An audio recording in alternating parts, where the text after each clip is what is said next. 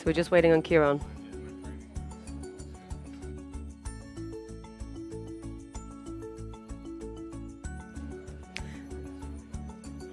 Okay. Order then, if Kieran doesn't arrive, because he's due to speak first. I know Adela was quite insistent that she did not want to speak.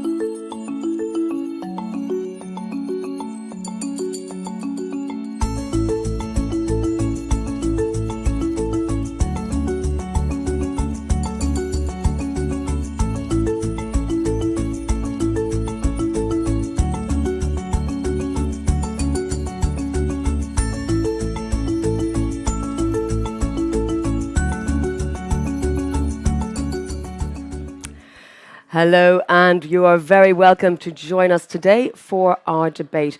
Today we're going to be discussing about how to achieve all those very ambitious goals for Fit for 55. And of course, it's a complex issue. There are many moving parts, and we know we won't get there without bringing consumers on board as well. So we're going to discuss that. We're going to discuss the RePower EU plan and how that is going to accelerate the efforts for this 55% in CO2 emission reductions, and how they're going to do that with reducing dependency on Russian gas by 2027, also through diversification, through new technologies, and all the potential innovations that might make things easier for us to deliver on these goals that have been set out by the Commission. Now, today, I know I'm welcoming many of you from around Europe joining us online. You can put your questions in the chat box to the right of your screen, and I will do my best to get as many of those as possible to our panelists in the time allowing. For those in the room as well, you have a QR code that you can scan and put your questions in the equivalent of the same box as our online audience. With that, I'm going to introduce you to our knowledgeable panellists for today. I have joining me from the European Parliament, of course, Kieran Cuff, MEP, the rapporteur on the Energy Performance of Buildings Directive. Joining us online, and unfortunately couldn't be with us in the room, but we're delighted to have her remotely. We have Adela Tesarova, who is the Head of Unit for Consumers, Local Initiatives and the Just Transition within DG Energy at the European Commission. Also, I'm delighted here on stage, just next to Kieran, we have Thomas Pellerin-Carlin, Director of the Jacques Delors Energy Centre. Philippe Delorme is the CEO of European Operations at Schneider Electric. And last but not least, Andreas Graf, Senior Associate of EU Energy Policy at Agora Energiewende. Thank you all very much for being here. Kieran, I'm going to hand the floor to you to kick off. Tell us your perspective, what's happening in the Parliament, tell us about the reform of the directive and how it all fits together as part of this overarching Fit for 55 policy. Well, it's the perfect storm, isn't it? We have a climate crisis and we have a Ukrainian crisis, both at the same time. I guess the long-term answer is the Fit for 55, moving to net zero carbon by 2050. But the Fit for 55 package wants to get the reductions of 55% by 2030. But with war in Ukraine, we know we need to move faster. So the RePower EU initiative is about three things. It's about more renewables, more energy efficiency, which is so important, and in the short term, finding the fossil energy we need from other places other than Russia. And of course, the EPBD, the Energy Performance of Buildings Directive, has a really important role in this because buildings consume 40% of Europe's energy.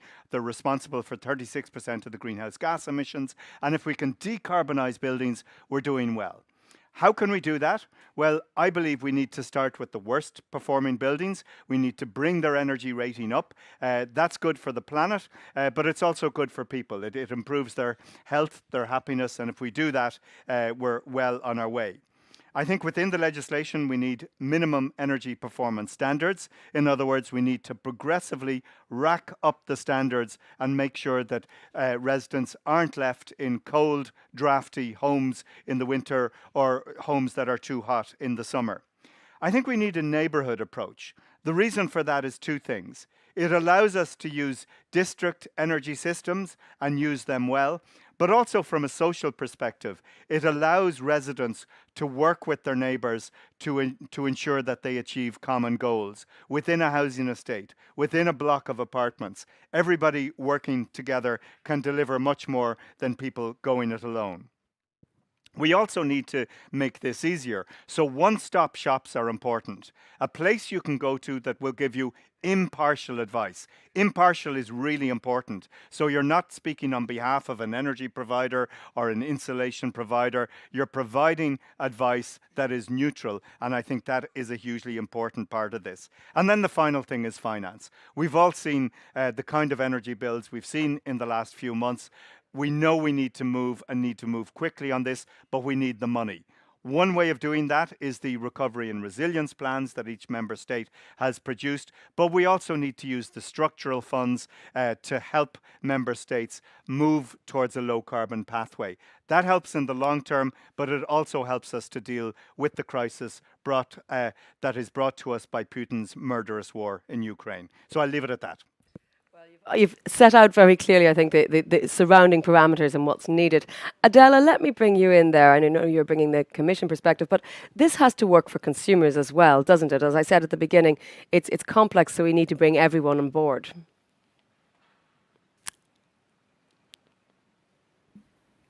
Hello, can you hear me? Just about, quite quietly. So I'll try to increase the sound. Great, that works. Sorry for that. Is it better? Yeah, Yes. okay. So I think it's the other way around. I think consumers, I hear myself, sorry. I think consumers can actually help in this effort. And in particular for buildings, for improving energy efficiency of buildings, installing renewables, you know that we have this objective to have a solar panel on every roof. And here consumers certainly can help. And what is necessary for that is adequate legal framework. So the RePowerEU communication has actually called on member states to fully implement the electricity directive, because with that, we enable consumers to participate in the transition. What I mean, the electricity directive governs tools such as collective self-consumption schemes, provisions for active consumers, provisions for energy communities. And these are not implemented in many member states across the EU, and it comes at the wrong moment, because by participating in the transition, consumers can actually access better prices. So they can access more affordable energy if they generate the electricity themselves. So for that, we absolutely need full implementation of the electricity directive. And this will indeed allow consumers to participate in individual or collective self-consumption schemes. This is particularly relevant for apartment buildings, which can form a self-consumption scheme. It doesn't require any legal personality, and it's something that can be done per building.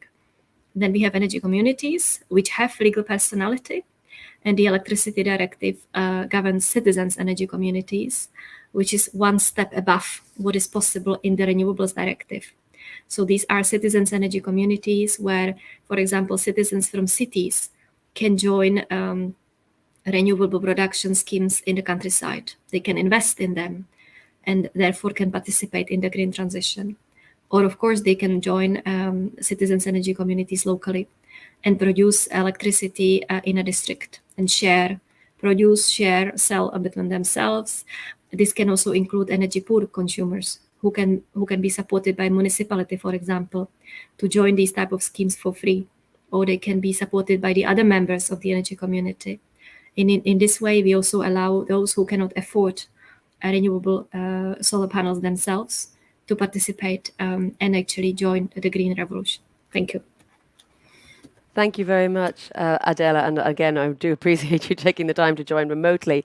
Let me turn, Philippe, to you and ask you about what Schneider Electric's position is on this. Are there gaps that you see in the plan ahead that we have at the moment? So first of all, I think the first speaker highlighted that very well, but the sense of urgency is here finally. It was about carbon a couple of years ago. Now it's about also energy security. And I think we all realize that no energy, no economy, no life, no nothing. So it's time to move. And there is a real emergency. I would say that's the only good news that's coming with the war. But if that helps to really accelerate Europe towards a green economy, that's actually, let's take it on the positive side. That's what we need. So there is no choice. We have to move. Now, what's clear, and we are a technology company, is we are doing a lot of homework to test all the options. And what we see today is the technologies do exist to solve most of the issues that we have in buildings. We just released actually a paper today that has been going through 20 countries across the world to look at the results of putting in place green technologies and see the output. And what we did was to combine three things. One, indeed, solar panel on the roof. Second, energy efficiency and digital technologies that drive energy efficiency. Third, electrification of usage, which is a lot of transition to heat pump, but not only. And when we combine the three, we do realize that this is where the magic does happen and where really the output are fantastic. A few figures here. We see that by combining this across different segments, residential, not residential, and so on, we see reduction of carbon by 2030 of up to 80%, 80% carbon reduction by 2030 on what is 40% of the carbon footprint in Europe. For consumers, payback or reduction of the operating costs related to energy, 20 to 80%.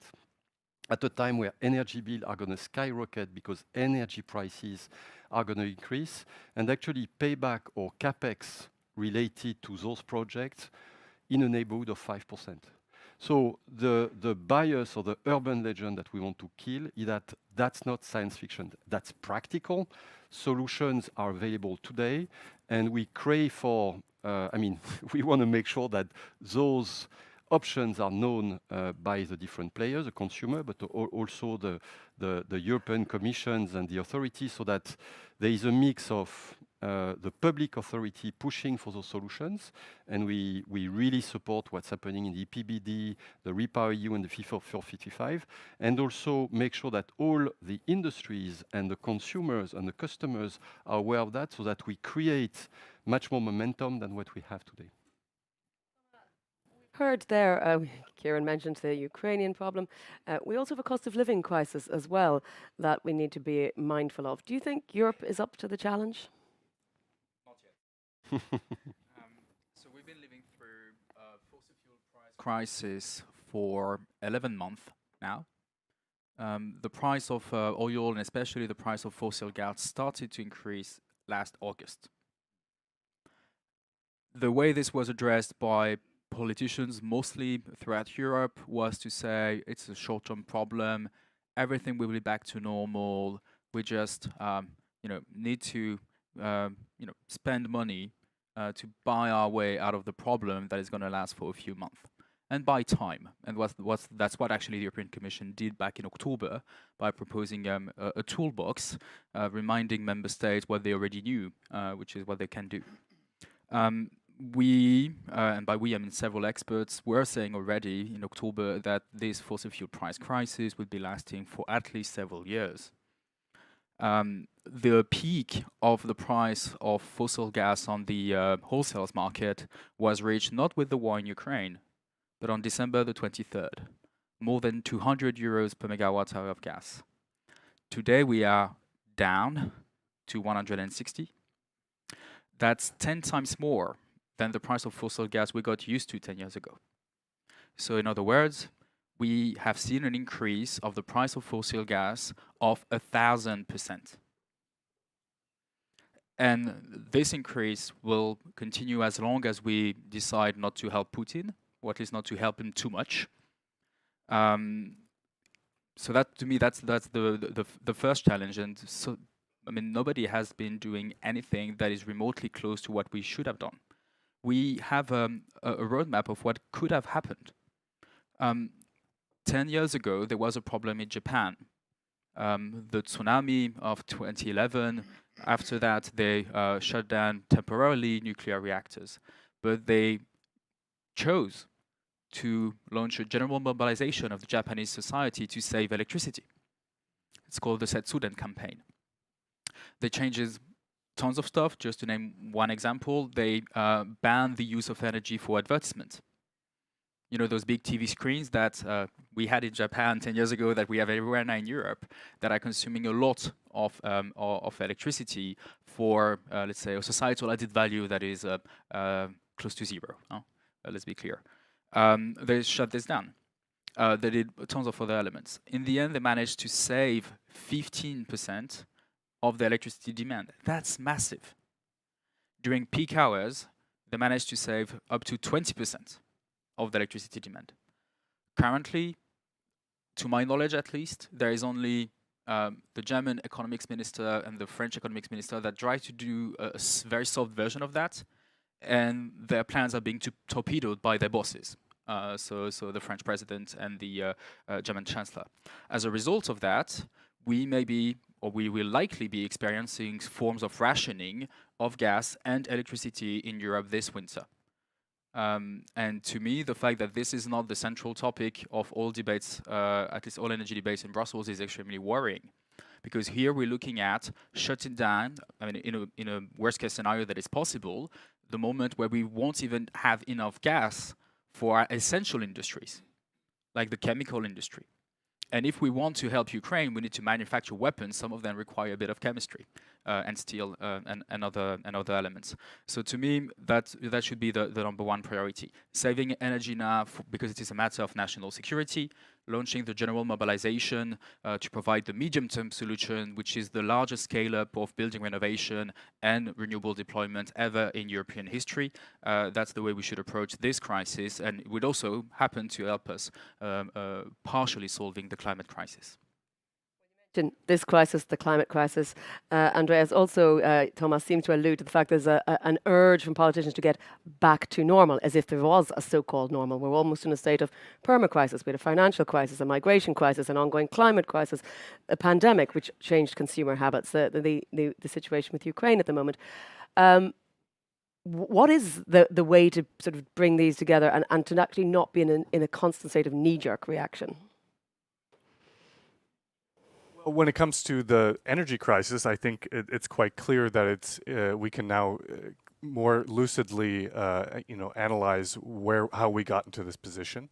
A few months ago, people were still questioning whether Russia was or was not a reliable gas supplier. This was still open to debate. These things have been resolved. Similarly, I think the debates we had after 2014. Where there was already, an invasion of the Ukraine, and we have only seen the continuation of a war in the Ukraine since 2014. We can now look back and see how we reacted to that crisis and see that we clearly failed to see the dependency we were getting into, and have, especially in the case of Germany, actually significantly increased our dependency over the last years. So I think in this sense, we can get now in part out of this crisis by more clearly being able to assess the situation. And I think this is why over the last months people have been so perhaps taken aback and surprised at how many reversals we've seen also in the German government when it came to a lot of foreign policy taboos that were broken, energy policy taboos that were broken, because of just how much this revealed of the flawed thinking we had in the past. So that's my hope, that when it comes to understanding our structural dependence, when it comes to understanding how we got in this situation, we can more clearly draw some conclusions from that and actually act. And to some extent, I think we're seeing that. RePowerEU is an example of at least seeing what the right solutions are. Whether the governments are now willing to act and is an open question. I think Thomas has raised reasonable doubts as to, at least on the energy saving side, we are willing to rise to that challenge. But I think, just to reemphasize this point, I think most politicians in Europe today understand that this conflict cannot end with business as usual. So if anything, I can hold on to that to say we have learned our lesson, and we at least will move forward towards 2030 with resolve. Well, I'm seeing an awful lot of reaction, both online and in the room, to some of your comments. I'll take a couple of them, and Kieran, you can answer which ones you think are relevant. Mark Johnston is asking, is 55% enough? Does too little effort now leave too much for later? So at least double the delivery rate from 2030 onwards. I think there's some questions here regarding buildings that I'm sure you're best placed to tackle. Sebastian Bolzer is saying he agrees that consumers make an important part, but how do you deal with diverse ownership of flats and buildings? A lot of consumers are tenants, and homeowners need extra incentives with a very low legal barrier, which is again very high at the moment. Another question to you again, Kieran. With the ambitious building renovation objective foreseen for the future, do you think requirements on indoor air quality should be set by member states to avoid detrimental effects to health? There's a quite wide-ranging series of views to take in there. But if you can tackle those ones briefly, that take the low-hanging fruit first, and then we'll try and tackle I mean, the indoor air quality, and we're lucky to be in a building on a warm summer's day with the windows open and not too much solar gain for most of us. But I think the lesson from COVID is that indoor air quality is hugely important. And it's not just about the amount of air changes per hour. It's about measuring the carbon dioxide in the room. It's about measuring volatile organic solvents and other materials that can really impact on our health. And I hope to include that within the context of the directive itself. There's a few other issues there, but maybe to pick up as well on the conversation around the table. I mean, there is an inertia, an institutional inertia into making these changes happen. And I'm very conscious at a gathering like this, we're in the Brussels bubble, we're clued into climate change, we're clued into the climate crisis. We all know we need to move quickly. But the kind of conversations I have with my colleagues from Southern Europe or Central Europe are quite different. So quite often I'm talking about energy security. I'm talking about the quality of our air in our city centres. I'm talking about saving money. So I think we have to use different ways of getting to different groups. And yes, some of the big financial institutions are rebranding themselves. The European Investment Bank is now the Climate Bank. But actually, if you look at the numbers, only 35% of their funding is going into actual climate projects. In Dublin, in my own home city, we're putting lots of money into refurbishing local authority buildings. But the EIB is also putting lots of money into a third runway at our airport. So, you know, there's a little bit of cognitive dissonance going on there. And I think we have to overcome that. If we keep expanding our transport, if we keep expanding our agriculture, if we keep expanding our fossil fuels, we're not going to meet our targets. And then the final kind of question I want to touch on, is 55% enough? Well, actually, if you look at the small print, I think it's 52.8. It's not even 55. And that isn't enough.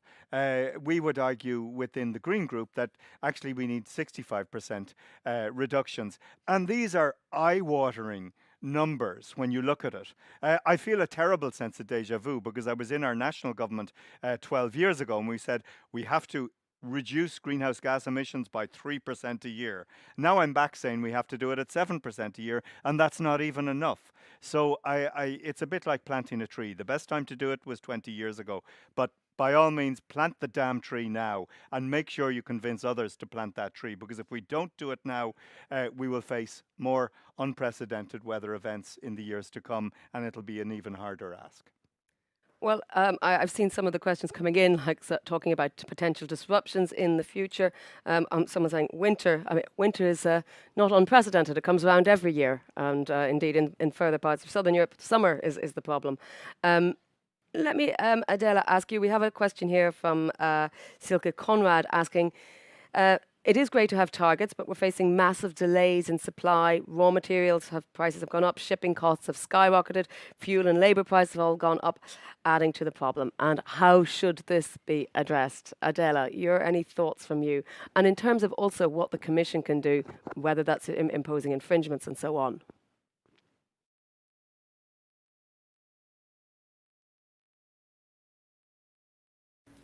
I'm not sure the question is to me, because this is, I think maybe Schneider Electric would be able to answer this question better than I can. Of course, we have a supply side crisis, so throwing more money on that might not necessarily be a solution. But I think there is a work that the Commission does on supply chains, working with renewable suppliers, with manufacturers. We have restarted our efforts to support production of solar energy in Europe. So I think there is a lot of work that the Commission does directly with the industry. We're also working on removing barriers on the side of permitting. Both for renewables, but also for energy efficiency. Here it's more, for example, the work we do with cities. In my unit, we work with cities through the Covenant of Mayors. And one of the questions we ask them, is there something you could do on speeding up permitting procedures or removing permitting procedures for building renovation? For example, such as the region of Brussels has done recently. So these are things that where the Commission can help. But of course, we are not the suppliers of materials. So maybe Schneider Electric might have more insights into this question. There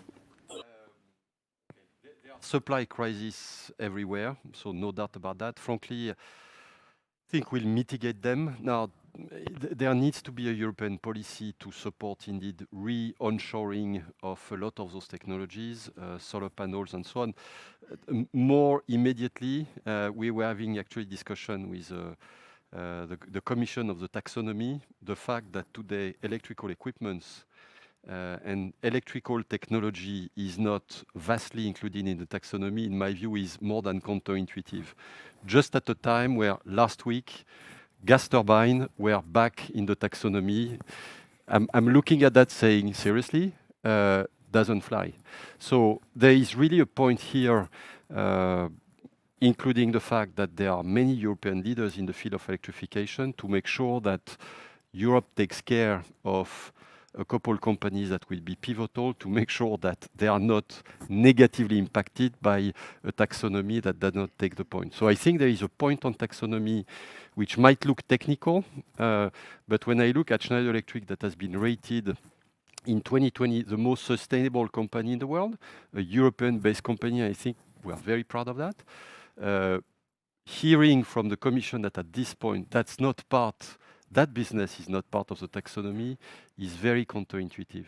So now, on the broader question of supply chain, there clearly needs to be a European strategy to make sure that indeed there are European champions in that field of electrification, that we are proud of them, that somewhat we support them within fair market regulations, of course. There will be tension in semiconductor, and the fact that because digital will be a big part of that. Actually, electrification also goes with power electronics, which are very dense into electronics. So there needs to be a very strong support there. Very surely a strategy on rare earth material, which will be very critical, cobalt, tungsten, stuff like this, which will go into batteries and stuff like this, support the industries of battery, support the industries that goes after digitization, electrification. But I would say, do we have today the supply chain to fulfill the immediate needs that what needs to happen in Europe? The answer is yes. Now, do we need a stronger industrial policy to support sovereignty of technologies in Europe? Clearly, there is more work to be done. Well, Thomas, I'm going to pick up. I know you were talking somewhat geopolitically, and indeed, a question here from Mike Parr is if you're mentioning rations and that, how would those be implied? Would it be at a pan-European level, or should it be every member state for itself? I also see a question here from Giulio Galdi saying, thinking about the increasing problems arising with increasing demand on raw materials, how do you avoid that dependence on Russia becomes dependence on China, or other questions of that nature? Your ideas on what we've been discussing there, but particularly with those 2 points. Yeah, maybe let me pick that one up. So the kind of dependence, the nature of dependence to fossil fuels and the nature of dependence to critical minerals are 2 totally different dependencies by nature. So put them on equal footing to me makes no scientific sense whatsoever, no political sense whatsoever. Doesn't mean that we should not manage, obviously, that. Let's just take a concrete example. We're living through the economic cost of our dependence to fossil gas. Fossil gas price increase on the wholesale market. This directly increase the price of gas for households and for the electricity sector. When the price increase on the fossil gas market, it's just a matter of days where we see the price of electricity rising, the price of gas for the chemical industry rising, and it puts us into intense pressure. And as Putin is cutting us gas supply by 2/3 for now, maybe 100%, well, 100% actually as of yesterday, but maybe forever, then we're talking about, in a few months, putting out of business, or at least temporarily out of business, hundreds of companies, worsening the supply chain problem that you've just described, creating inflation that is big enough for the European Central Bank to increase its interest rate. Then let's imagine, we did everything right, like we planted the tree 20 years ago. Now we have electric cars everywhere. We've got tons of wind power, etc., etc. And let's say that for some reason, the biggest supplier of the world of lithium, Chile, stops supplying lithium to Europe out of geopolitical reasons. Because, I mean, let's just assume, like, for that, just as a matter of principle. What happens? In the short term, nothing at all. Worst case scenario, the price of batteries and cars, new cars, would increase in a few months, but that would not change the economics of where we are living, in the short term. So those are two totally different pieces of the equation. Briefly, one thing when it comes to buildings. I don't like when we are talking about consumers in buildings. That makes no sense. In buildings, we've got owners and users. We don't have consumers. In some residential building, like my mom's house, the owner is also the user. But I'm a user of my flat in Paris. I don't own it. I'm not a millionaire. This building, a lot of service buildings like schools, offices are owned by people that are not the users. For instance, the Jacques Institute, we're renting a flat, sorry, not a flat, an office in Paris, and it is cooled at 21 Celsius degrees through air conditioning in violation of French law, but I can't do anything about it because I'm not the owner of the building. So what do we need in order to trigger change? We need to work on owners, not on consumers. With owners, we need to tell you guys, you can't rent or sell a building that is not energy efficient. And so that's mandatory energy performance standards. To me, that's vital. We will never get to a decarbonized building sector without mandatory energy performance standards, clearly. This is also vital to provide demand certainty for the supply chain, to make sure that companies like Schneider Electric and Saint-Gobain and many others know how many buildings will be renovated. Thank you. Thank you. So how many buildings will be renovated, and they can invest to make sure that they scale up. They increase their production by 20% every single year, scaling up by a factor of 5 in 5 years and 10 in 10 years. And then we need financing. And here the financing has to be first and foremost private financing, because those building owners are wealthy. Half of the houses rented in France are owned by the top 1.8% of the French people. So they have money. How do we make sure that this money is invested? Mandatory energy performance standards definitely help, but we need also banks to step in. And that's the critical importance of another piece inside EPBD, the mortgage portfolio standards, to make sure that we push private banks to invest in housing renovation. We know how to do that financially speaking. I mean, the UK has been doing that in 2006 with the green loans. That's the financial mechanics behind that. But we need a law that pushes private banks to supply cheap loans for building renovation to building owners. Do you wanted to add? Yes, I did, because I think I fully support the ideas that Thomas has just presented, and Karen, I think, also highlighted the importance of minimum energy performance standards. I think what's often not discussed with or understood at the same level is also the need to regulate the heating appliances we're putting into those buildings. So when Thomas speaks about minimum energy performance standards, in some countries that's regulated with regards to primary energy, and in that sense, to some extent, it's incentivizing clean heating. But the Commission did something very important in May when it was proposing the RePowerEU proposals, which is to say that they supported eco-design standards that would actually phase out standalone gas boilers or fossil boilers from 2029, by 2029. Let me emphasize by. This is incredibly important, because we talked about supply chain constraints, and I think everyone is now realizing, due to the crunch we have now with skilled labor, with, of course, also on the manufacturing side, many of the components that we need to install, that we haven't done our job to actually scale the industries we need. We've known for years in our climate scenarios that we would need more heat pumps. We knew that probably district heating would play a bigger role. We knew that renewables need to be expanded to a certain amount, but we focused rather on describing things in vague numbers as opposed to the policies that would really signal to the industry, this is where policymakers want things to go, and therefore we will make concrete investments into manufacturing capacity, into skilling up and upskilling labor, etc. So what the Commission is now proposing is to say, dear industry, we're giving you a clear picture of in which direction we expect the market to go when it comes to heating. It will no longer entail gas boilers, at least not standalone gas boilers, and that gives the heating appliance manufacturers that confidence to say, again, we're going to put money into the ground here with a new heat pump manufacturing site, for example, and we've seen now some major announcement by Wiesmann and by Daikin in the last months and days even that I think are really pushing in the right direction. But now it will be up for governments who are starting to talk about such measures. Also Germany with the 65% renewables requirement, and the Commission again with eco-design to say we're actually going to put this into law and follow up on it. Because then I think again the industry will know we will have a certain market. We need to reskill the installers we work with, and we will make good on our investment.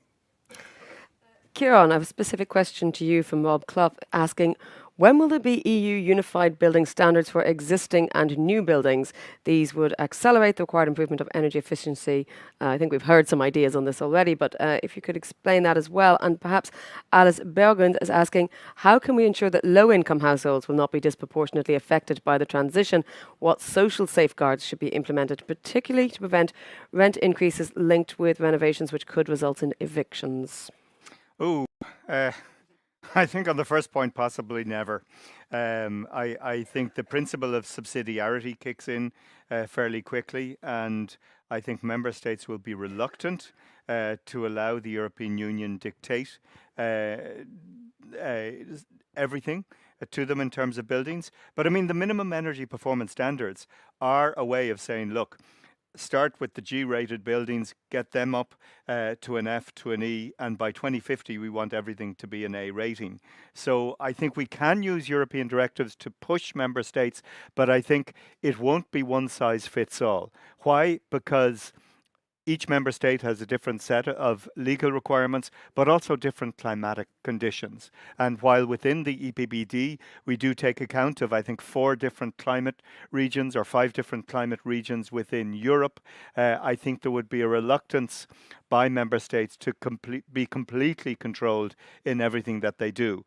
I mean, we're trying to do that within the EPBD, and because so much energy is used in buildings. The issue of the most vulnerable residents or consumers or users, call them what you will, is a really important one. And it is crucial that we focus on their needs first and foremost. And if we take the 15% lowest performing buildings in Europe, the G rating, it tends to be people on low incomes. It tends to be people who simply don't have the money, or even the landlord doesn't have the money to do them up. And that's where European funding has to kick in. I've mentioned 2 or 3 forms of European Union financing, but actually there's about 10. If you look at the different financial instruments that member states can access, and the different financial institutions from EIB, ECB, but also the European Bank of Reconstruction and Development. There's lots of financial institutions that can provide the money. And from the kind of discussions I've had with these, and even with the private sector, huge companies like Blackstone, they're saying, give us the regulatory certainty and we will move. And I think that runs through so much of what we're doing in the private sector, in the public sector. Tell us what the rules are, tell us where we need to be, and we'll start to deliver. But I think the prevarication and the discussion that is ongoing, obviously I don't think the taxonomy helps because that will help give gas investments the same amount of momentum as wind energy, for instance. So I'm very disappointed by the taxonomy vote next week. But look, let's put that to one side. I think there is greater understanding of what needs to be done over the last 12 months. I think Ukraine is an opportunity to accelerate this transition, to look at the supply chain problems in materials, but also in terms of skills and upskilling. The kind of person who is good at installing a gas boiler over a matter of days can be really good at installing a heat pump. So these conversion courses are hugely important, both at a craftsperson level, but also for the building professional. And you know, I'm trained as an architect, and I know that my own profession have a lot of learning to do. When we're in effect, we're in charge of dictating 40% of the greenhouse gas emissions in Europe. So I think we need to upskill and up our game in terms of delivering zero energy buildings today. We can do it with new buildings, but we need to make sure that every new building is an A plus or an A, certainly an A energy rating.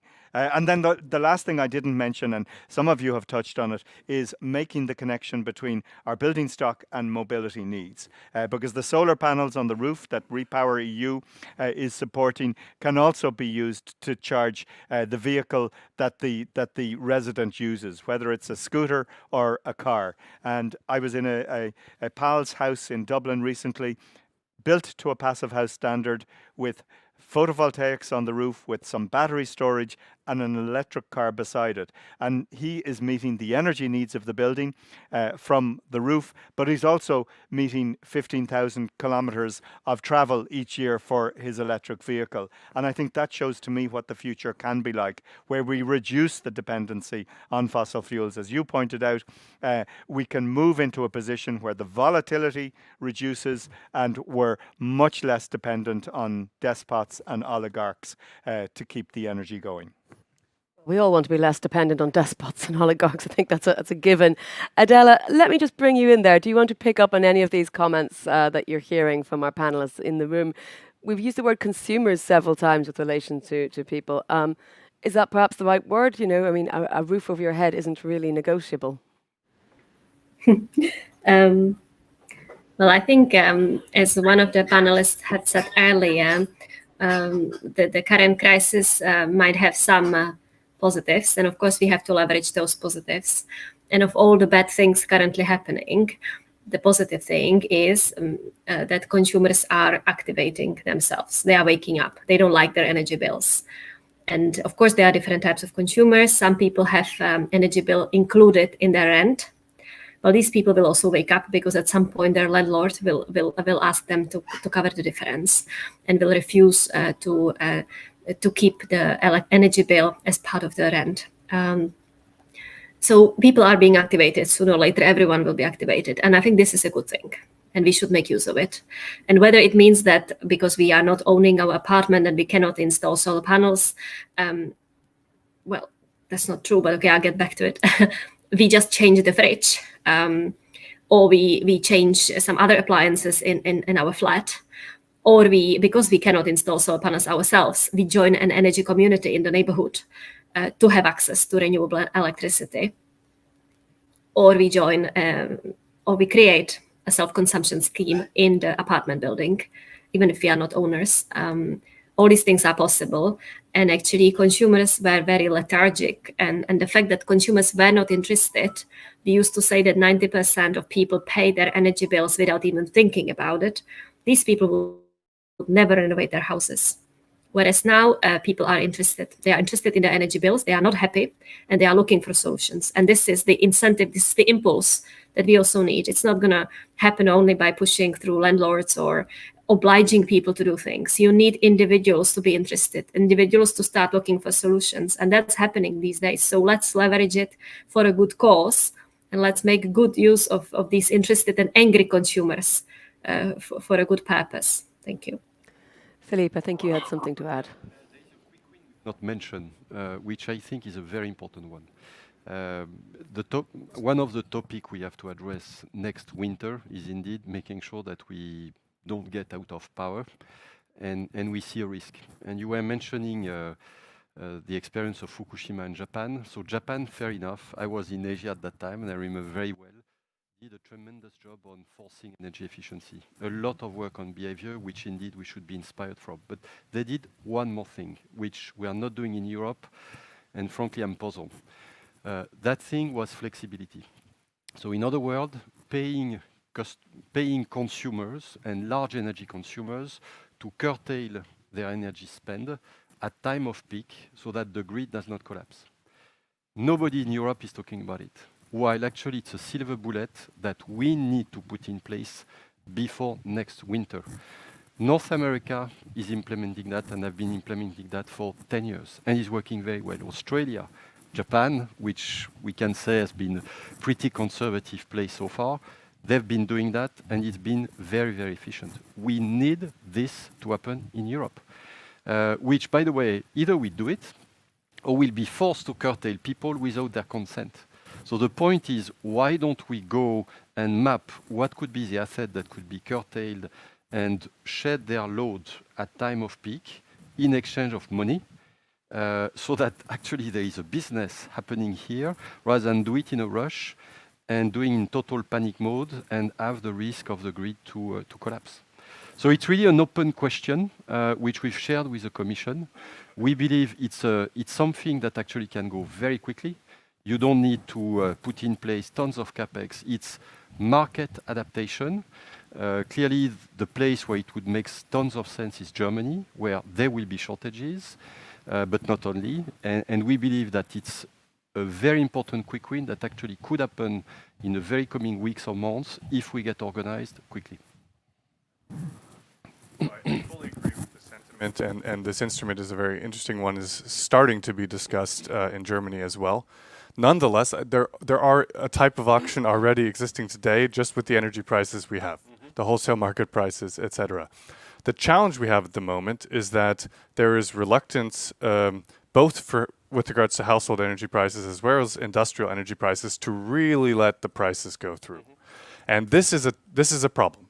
We need to actually make use of the energy markets that we have today to signal to consumers that there is scarcity in the market and let it do its job. That doesn't mean that as policymakers we should not care about the outcomes for low-income households, for the most vulnerable in our society, or care about the industries and add additional incentives and additional support. But we also need to let the instruments that are already in place that work, and we are seeing actually industrial consumers, large industrial consumers really react to the energy prices based on the historical data we've seen over the last months. We know this could really make a difference this coming winter. So in the short term, I think we need to have a more real conversation about how much we do want to shield consumers while supporting them. And secondly, I just think it's interesting that we also need to really think about what prices signals are consumers getting. So it's not just about protecting consumers, it's about sending them the right signal. So if we want more electrification, then electricity prices should be cheaper than gas prices. That is not the case in many countries in Europe. And so, and yet we have a situation where I just think it's revealing. We have a country like Denmark that is, on the one hand has lots of energy price signals going through, but that's not the point here. They have lots of planning, a very active government, one that plans ahead with energy markets and has zoned areas for district heating, etc., stable government, and they've now come in and said, okay, 400,000 households left on gas, we're going to phase them out from gas in the coming years. And then you have a country like Bulgaria where the government has collapsed and probably won't be active for the next 6 months, and yet households are still starting to switch to heat pumps. Why? Because electricity prices are cheaper than gas, relatively speaking, and there is an incentive. So, despite completely different opposite spectrums here, things are happening, and that shows you that if the price signals are there, households will react, and of course, then it still has to be affordable, especially in Bulgaria, where, of course, they also have very low electricity prices, I would add. Nonetheless, I think it's really it's revealing of how energy prices can work in steering things in the right direction. Thomas, Iona Bear is asking you, what should politicians do now, apart from public campaigns on energy savings? I mean, I think that's building on what we've already heard. What's your advice? So, apart from what is actually the most important thing that they're not doing, I mean, to me, it's we need a general mobilization of our society. We are not, or at least not yet, in a war economy. Ukraine is. But we are in a situation that I would call a hybrid economy. Part of our economy still is and will remain in peace mode. I mean, most elements of our economy tourism, for instance, education, those things are still in peace mode. But we need some segments of our economy to go in war economy mode. Obviously, the weapons industry, because if we want Ukraine to reclaim its territory, they need to win militarily.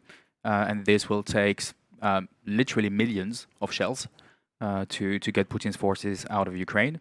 but also a big segments of our energy industry. So we need to scale renewables and scale building renovation in a way that resembles the scaling of weapon manufacturing during a war. And to me, that cannot happen without a general mobilization of society. So we need politicians to tell it like it is, first and foremost.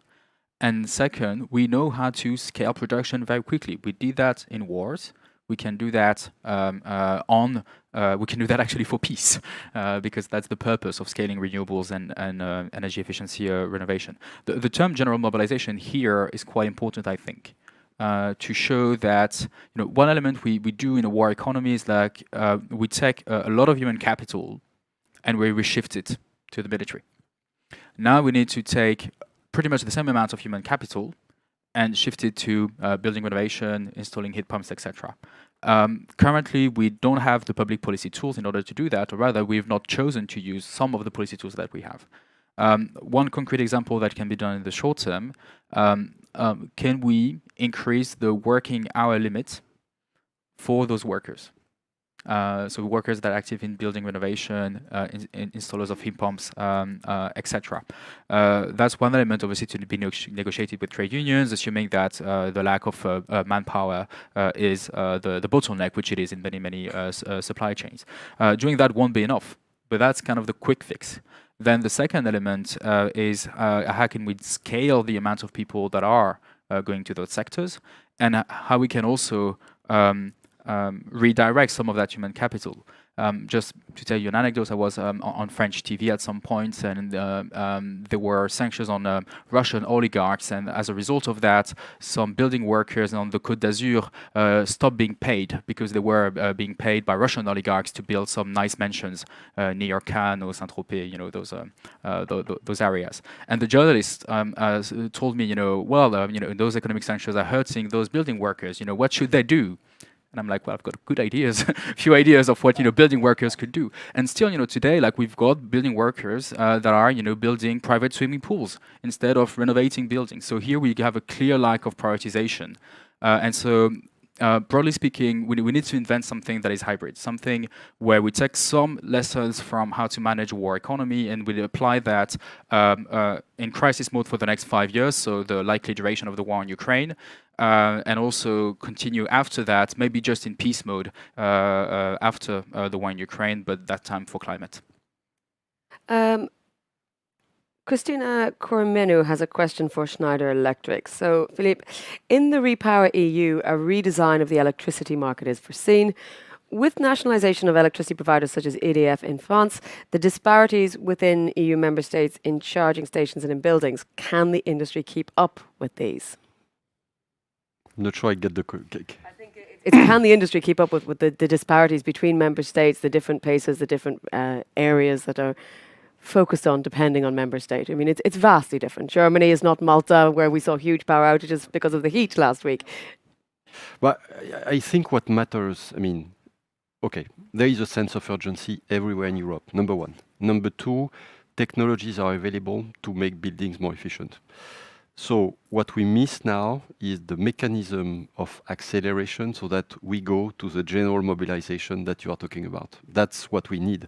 Now, Europe being Europe, there will always be differences of EDF is, let's say, a very big player in France of energy supply, while you would have more competition in some other member states. Is it the blocking point? I don't think so. I think the crucial point that we have here is looking at this. You take distance, you say, okay, everyone understands there is an emergency. The solutions are existing. What does it take so that we drastically compress time so that what could take, say, 10 to 20 years in normal condition take 1 to 5. This is the problem we have to solve. And in my mind, a lot of what Europe is doing is supporting. The thing is, how do we compress the clock? That's what it is. That's the problem we have. Kieran, another question to you about the building situation from Sir Simonsen, saying They fully agree with you. Improve the worst performing buildings first. Take advantage of low hanging fruit. But renovation of the existing building stock offers strong synergies with health benefits enabled by more daylight and natural ventilation, CO2 reduction, less new build. How can these synergies be incentivized? I think the text of the EPBD will help push member states in the right direction with their long-term renovation plans, but the EU can't do it alone. You need legislation at national level and very often at local and regional level around issues about daylight, around air quality within buildings. So we have to be careful about trying to micromanage everything. I don't think we can do that. But I am struck by this sense of the two economies, the wartime economy and then the business as usual economy. I mean, I'd like to take the production lines for SUVs and convert them to heat pumps. And I think we need that kind of seriousness about the challenge that we face. But I don't think the EU can do that alone. I think countries can put pressure on their own national industries. A good example to look at, though, is the early stages of the COVID pandemic, when we needed protective gear and we needed ventilators. And production lines did move into producing ventilators. And when it came to protection, we prioritized the most vulnerable, frontline healthcare workers. And this point about the higher energy prices, I think we have to protect the vulnerable. I think we have to protect people who are currently living in poverty. And yes, of course, we can give money back every month, but you can only do that for a limited time. And we found, certainly within my own country, that we simply didn't have the IT abilities to simply give it to people on the lowest incomes. The IT systems didn't allow us to do that. So everybody got a check for €100 and then €200 to help with the bills. I think as we come into the winter that lies ahead, we'll really have to make sure that people on low incomes in poorly insulated homes receive all the help that they can get. And then as we kind of move through and move into the medium term, a bit like COVID, we need that investment in public health, that investment in epidemiology. And with the climate crisis, we need that investment in looking at every sector of the economy and moving the workforces into the areas where we really need the workers, need the skills, and address both the supply side shortages and the skill shortages, so that in 3-5 years' time, there is a renewed huge focus on decarbonisation, agriculture, energy, transport, construction. And I think there's really good jobs in that for the next 30 years if we do it right. Yeah. I'd just like to add that, I mean, I fully agree that we need to better target vulnerable and low-income households. This is something we haven't been doing a good job at. And I think the experience governments are making now was one the German government was already making when discussing its national emissions trading system, where they were saying, okay, how are we going to start redistributing these revenues? And there were all these discussions. Do we have, you know, kind of just checks, climate checks? Do we target the low-income households? How do we bring this back? And this was before the crisis. And yet at that time, there seemed to be no urgency. So they focused on redistributing in other ways, but we knew that if this type of system is going to work in the future in a socially just way, that we would need to start building up these systems and start to be able to identify those households in greatest need. And the same then applies if we adopt an emissions trading system for buildings and road transport at EU level. All of these things will have to be put in place. So I think it's not just a short-term necessity. It's also a medium to long-term necessity that if we are going to stick to these types of policy instruments, and I would add, by the way, the minimum energy performance standards, we need to get better at actually identifying who really needs help. And I think the G rating is statistically indeed one that is linked to households in greater need, and therefore to some extent it serves as a kind of proxy initially. Also it addresses those buildings with the highest gas savings potential, for example. But it's not good enough. we need to really be defining energy poverty. We need to be actually targeting and monitoring these things and actually put those things in place. And if that requires more people in place in national local governments, we need to fund those positions, and we need to take this seriously.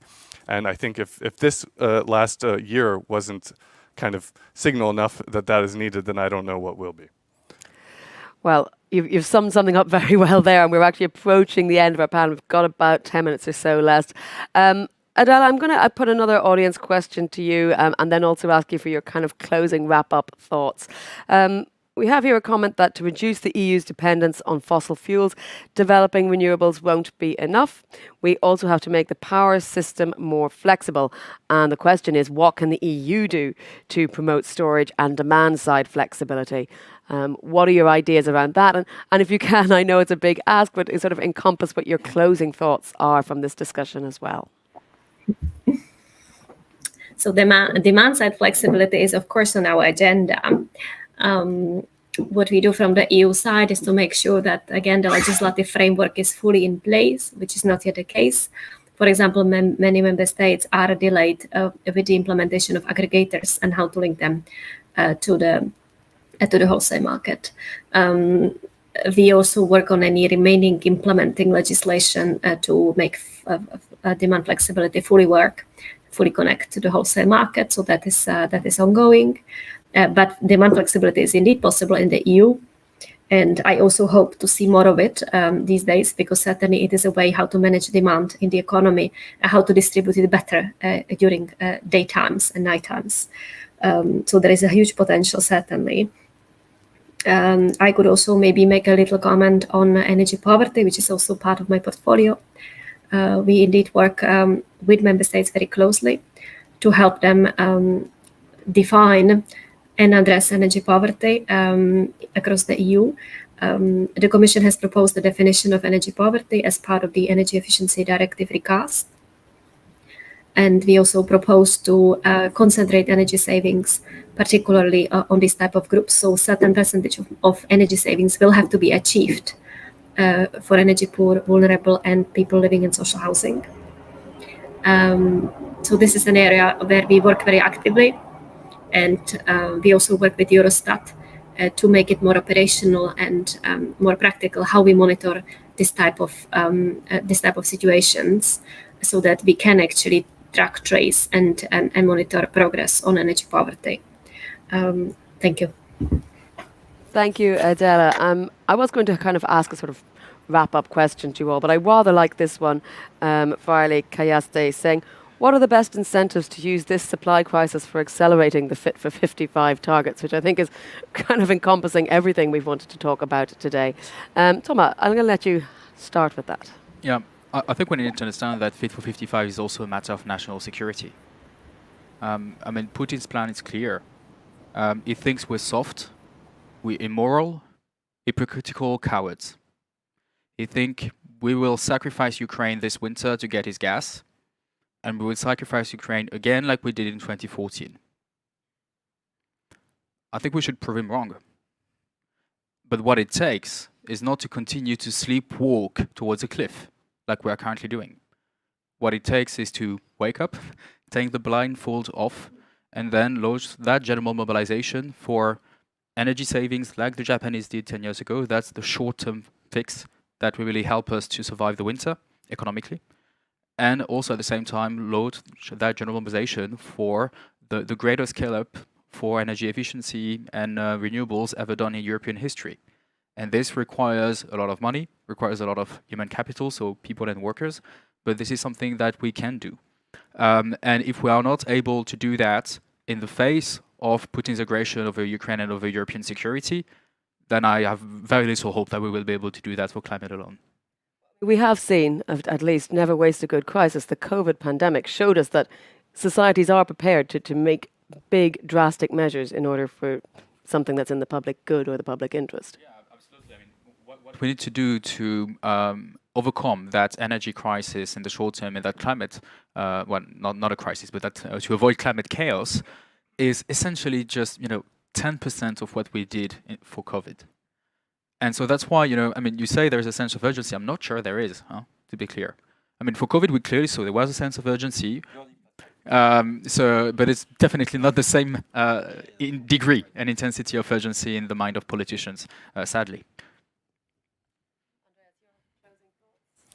Yes, so I think there have, within this Fit for 55 package negotiation or the EU Green Deal discussions, there have been these two turning points. It's the COVID pandemic, and it's the war reigniting in the Ukraine. And I think the moments right before those two turning points were some of the darkest for me, looking at the current situation. I remember the Sustainable Investment Plan of the European Commission right before COVID hit, and it was simply not enough. The scale of the investment that was being discussed and the mobilization of EU funds for investment were pitiful. And we actually had a moment then of, let's say, unfortunate circumstance that turned things around, at least to some extent. It helped us discover more investment was possible, more spending was possible, and for the right things.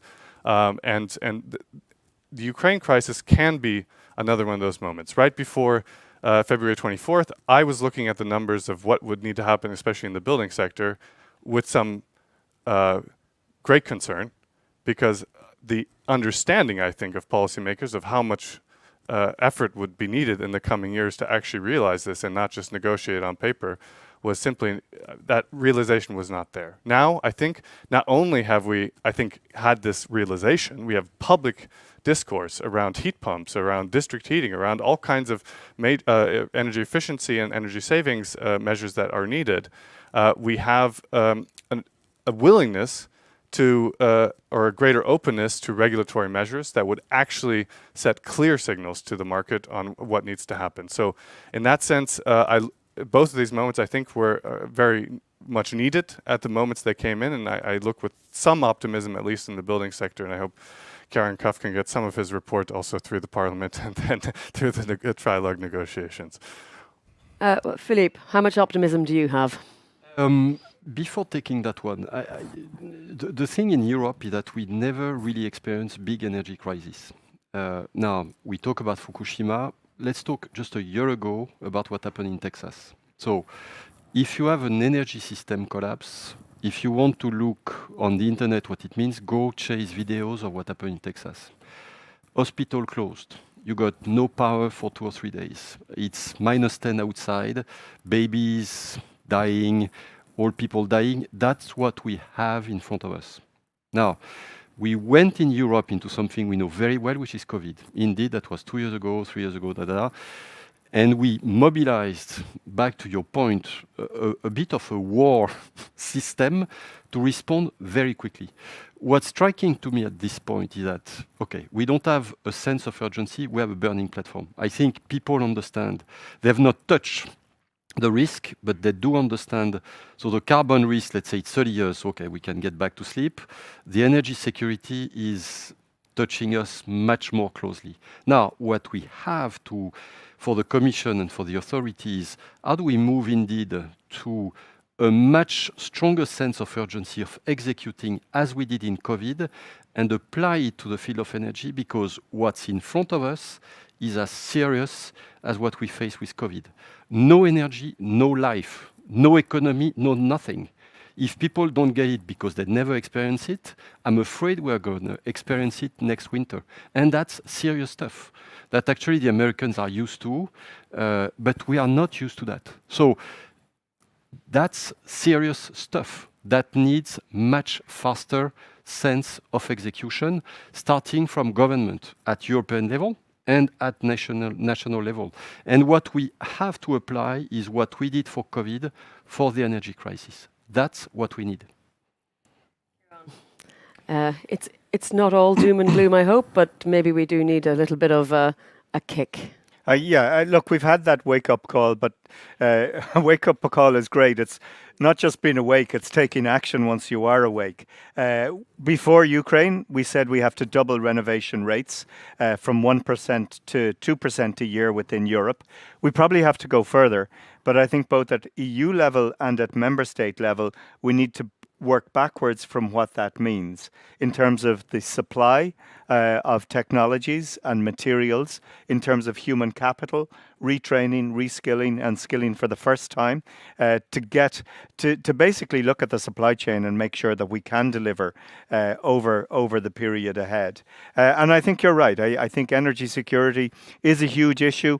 Energy sovereignty, and it may be Putin today. Who knows who it might be in 2 years or 3 years' time?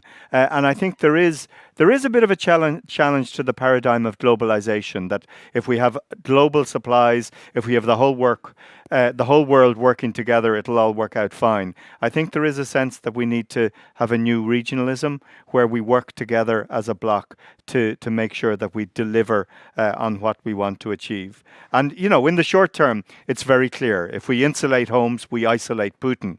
But who knows who the next Putin is? But I think we do need that sense of urgency, and we need to have a much clearer plan and a much more in-depth plan than the RePowerEU plan. We need to look all the way down through where the problems may be and how we overcome them. And if we do it right, legislative instruments like the EPBD will help. The other 15 or 20 parts of the Fit for 55 package will help. For me, the focus in the next 6 months is to ensure that we don't lose the ambition that we had when the Commission published its plans, and that if anything, we increase it. And that does involve a lot of conversations face-to-face with our colleagues and friends from other member states who perhaps don't feel the same sense of urgency that we do, or some of them who, in the face of war in Ukraine, aren't sure what to do next. So I think we need to almost have these clear conversations about how energy efficiency and renewables will really help cut ourselves off from Putin, and how that can be done in the short, medium and long term. Thank you. Thank you, Kieran, and thank you indeed, gentlemen in the room, and Adela for joining us online, and thank you, the audience, for your many, many questions. We are where we are with Fit for 55, and there's a lot more technical conversations, I think, that need to be had, but do stay online, follow EURACTIV, and you will find many more interviews and conversations on that matter. But for now, for those in the room, I wish you happy networking, and everyone online, we hope to continue the conversation in the future.